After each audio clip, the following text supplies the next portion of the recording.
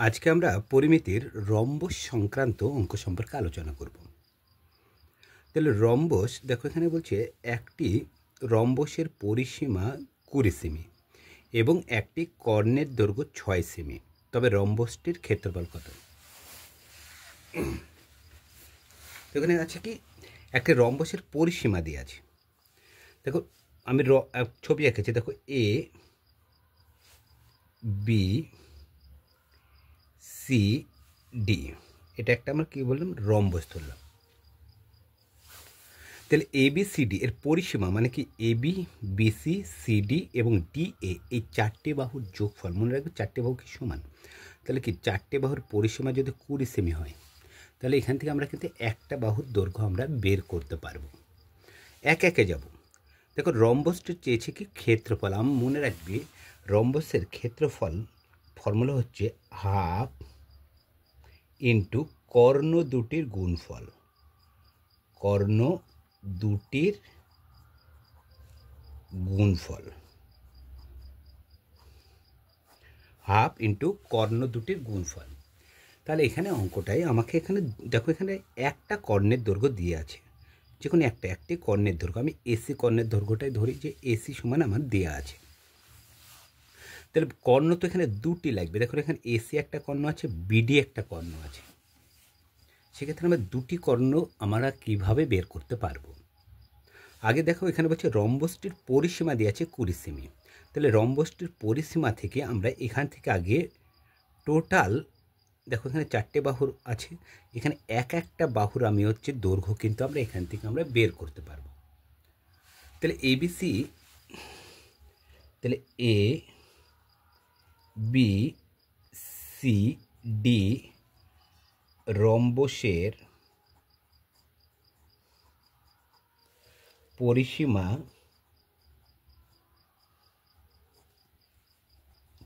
আছে 20 সেমি। পরিসীমা মানে চারপাশের দৈর্ঘ্য হচ্ছে 20 সেমি। তাহলে আমার এখান থেকে আমরা একটি বাহুর দৈর্ঘ্য বের করতে পারবো। অতএব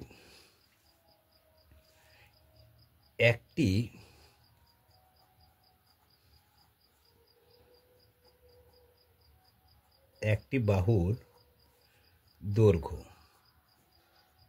তাহলে একটি বাহুর দৈর্ঘ্য হবে কত? 20। এখানে টোটাল চারটে ভাগ আছে, ভাগ 4, এই 4 সমান কত? 5 সেমি। তাহলে রম্বসটির প্রতিটা বাহুর দৈর্ঘ্য আমরা পেয়ে গেলাম। তাহলে এটা কত? 5 সিএম, এটাও 5, এটা 5, এটাও কি 5 সেমি। চারটে বাহুর দৈর্ঘ্য আমরা পৃথকভাবে আমরা পেয়ে গেলাম। প্রতিটা বাহুর দৈর্ঘ্য 5 সেমি করে আছে। দেখো 4 5 20 সেমি বলেছিল। তাহলে কি এখান থেকে আমরা একটা বাহুর দৈর্ঘ্য আমরা পেয়ে গেলাম। এবার লক্ষ্য করো এসি ছেদবিন্দু দিয়ে দিই আমি। ছেদবিন্দুটা দুটি কর্ণ ও বিন্দুতে ছেদ করেছে। এখানে দেখো যে কোনো একটা কর্ণের দৈর্ঘ্য আমরা করতে পারি, বিডিরটাও ধরতে পারি, এসি আমরা এসি সমান আমরা ধরলাম। এবং দেখো প্রতিটা বাহু পেয়ে গেলাম এবং কর্ণ আমি এসিটা ধরি, এসি এর দৈর্ঘ্য কত সেমি বলছে? 6 সেমি। এসি এর দৈর্ঘ্য আমি এসি এর পুরোটা দৈর্ঘ্য 6 সেমি। এবার মনে রাখতে হবে কর্ণ, রম্বসের কর্ণদ্বয় পরস্পরকে সমকোণে সমদ্বিখণ্ডিত করে। আগে মনে রাখতে হবে এ একটা পুরো একটা রম্বস, তাই না? রম্বসের কর্ণ এ আর সি মানে দেখো পুরো বাহুটা এসি হচ্ছে 6 সেমি, এই পুরোটা আসছে কত? 6 সেমি। মনে রাখবে রম্বসের কর্ণদ্বয় পরস্পরকে সমকোণে সমদ্বিখণ্ডিত করে, মানে সমান ভাগে ভাগ করে। তাহলে এ দেখো এসি বাহুটা ভালো করে লক্ষ্য করো, পুরো বাহু কি এসি, এই বাহুটা এ ও যোগ ও সি। দেখো তোমাদের বোঝার জন্য এখানে এই লাইনটা করলাম। এই এসি বাহুটা এ ও আর ও সি এই দুটি বাহুর অংশ হিসাবে কিন্তু হচ্ছে এসি বাহুটা গঠিত হয়েছে। তার মানে 6 সেমিটা দেখো 6 সেমিটার দুই অংশে ভাগ হয়ে যাচ্ছে।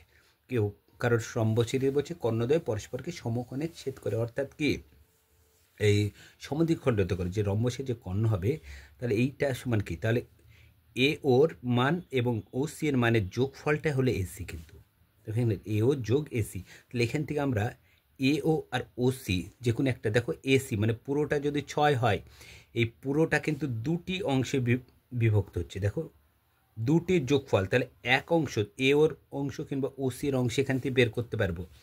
এ ও সমান ও সি কত হবে, তাহলে 6কে আমরা 2 দিয়ে ভাগ করে দিই, তাহলে কত আসছে 3 সেমি করে আসছে, 3 দিয়ে 6, এটাও কত 3, এটাও কত 3, তো 3 3 যোগ করলে কত আসছে, কত এটা 3 সেমি আর এটা কত 3 সেমি, টোটাল আসছে কত 6 সেমি, টোটাল হচ্ছে 6 সেমি।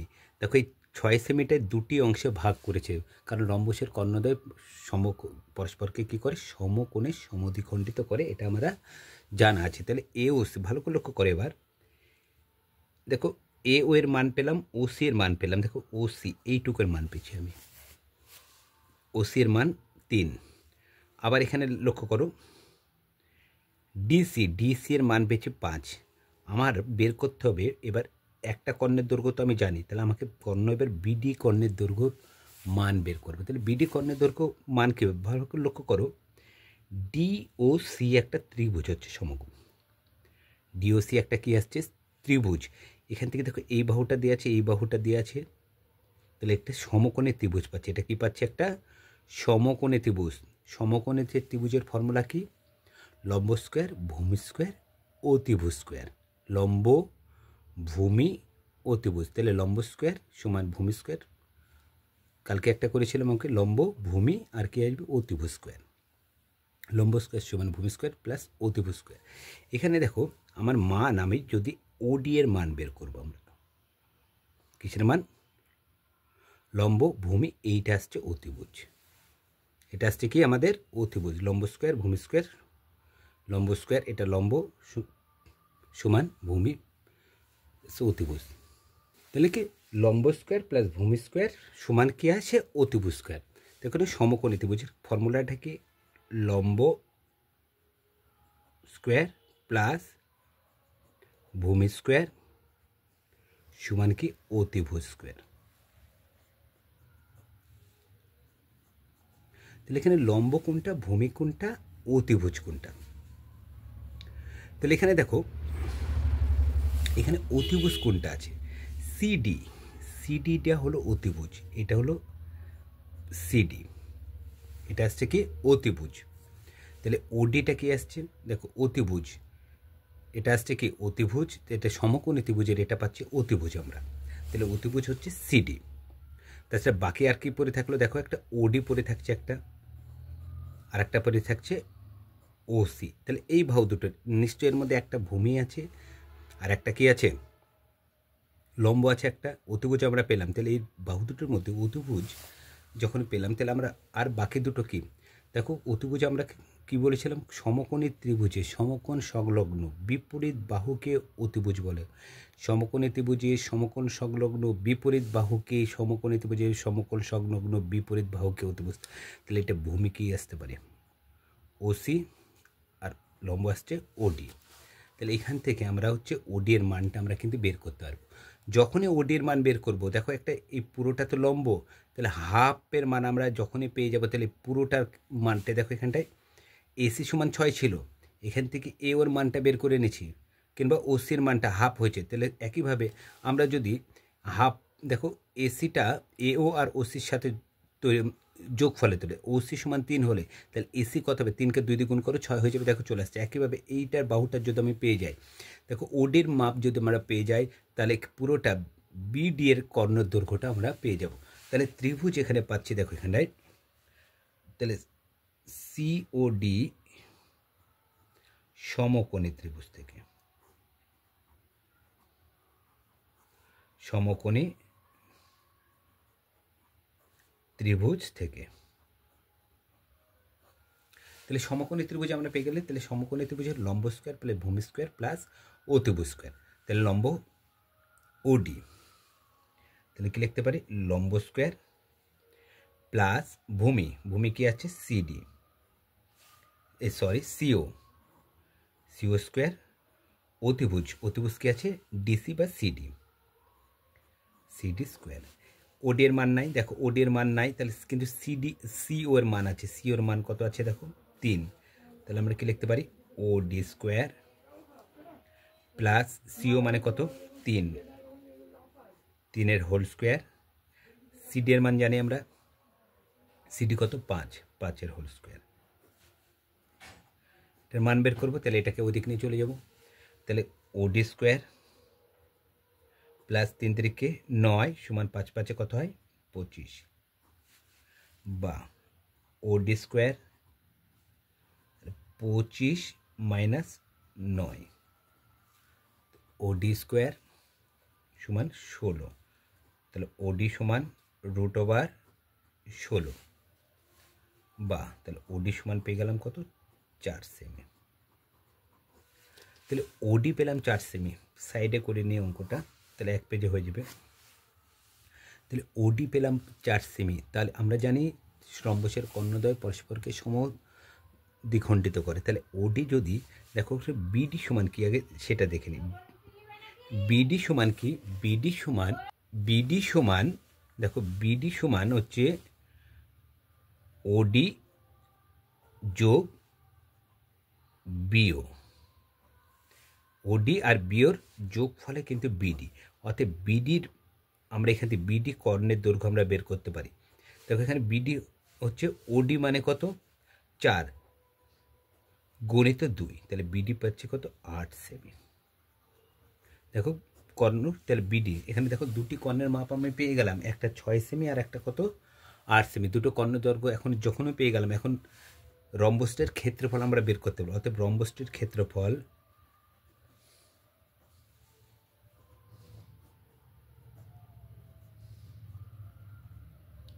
ফর্মুলা কি, হাফ ইন্টু কর্ণদ্বয়ের গুণফল,